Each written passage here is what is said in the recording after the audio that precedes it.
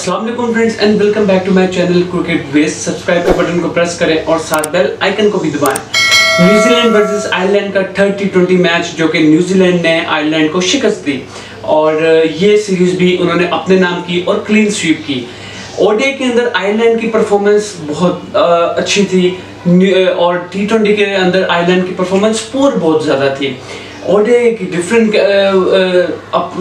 Strategy नजर आई, planning नजर आई और T20 में बिल्कुल ही कुछ नजर नहीं आया क्योंकि फर्स्ट T20 और सेकंड T20 में बिल्कुल भी वन साइड मुकाबले न्यूजीलैंड ने जीते और न्यूजीलैंड की प्रोफेशनल टीम और उन्होंने एफर्ट, उनकी बॉलिंग, उनकी बैटिंग, उनकी फील्डिंग, सब एफर्ट थी, सब वो परफॉर्मेंस थी जैसे वो एक जो स्ट्रॉन्ग टीम के साथ परफॉर्मेंस देते हैं वैसी परफॉर्मेंस उनकी T20 सीरीज के अंदर थी। और जो ओडीआई की परफॉर्मेंस आप कह सकते हैं आयरलैंड की बहुत बेहतर थी as compare to T20 series.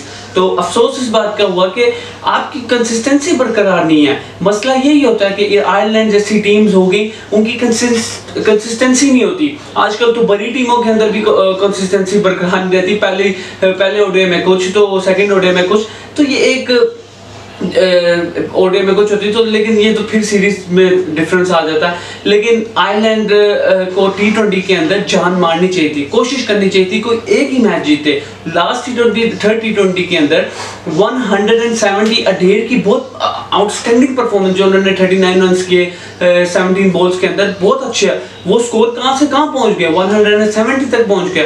लेकिन धाक देनी पड़ेगी न्यूजीलैंड के प्लेयर्स को, मार्टिन गुप्टिल को, उसके साथ साथ उनकी जो ओपनिंग स्टैंड था फिनालन के साथ, उसके साथ चले। फिनालन तो पहले ही आउट हो गए, लेकिन जो बीच के अंदर आके ऊपर आउट हुए, जब बीच के अंदर आके ग्लेन फिलिप्स, जिमी नेशम और डेरिल मिचेल की जो परफॉर्मेंस थी वो सब आउटस्टैंडिंग थी और वही उनकी परफॉर्मेंसेस ने मैच जिताया। और बहुत ही आउट क्लास की शॉट, नेशम की जो शॉट्स थी लेग साइड के ऊपर जो सिक्सेस मारे उन्होंने, बहुत ही कमाल, बहुत मजा आया देखने का।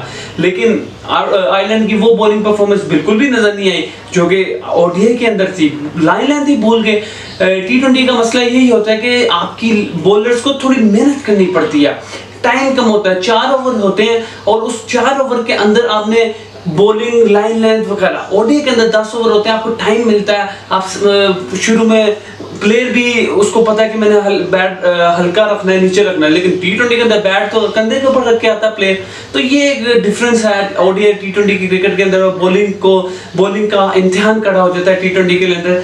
बाय द वे न्यूजीलैंड की परफॉर्मेंस ओवरऑल बहुत आउटस्टैंडिंग थी और ओडीआई में भी शिकस्त दी, T20 के अंदर भी क्लीन स्वीप, ओडीआई में भी क्लीन स्वीप। लेकिन बहुत कुछ सीखने को मिला होगा आयरलैंड को, क्योंकि एक प्रोफेशनल टीम के साथ जब आप खेलते हैं आप बड़े प्लेयर से सीखते हैं। जब आप सीखते हैं अपनी गलतियों से सीखते हैं तो फिर आप ऊपर आते हैं और अपनी शिकस्त देते हैं फिर बड़ी टीमों को। तो ये आयरलैंड के लिए कोई फेलियर जो सा होता है वो कोई जब आप फेल होते हैं, फॉर एग्जाम्पल जब आप हारते हैं, इसका मतलब ये नहीं कि आप बिल्कुल ही हार जाते हैं।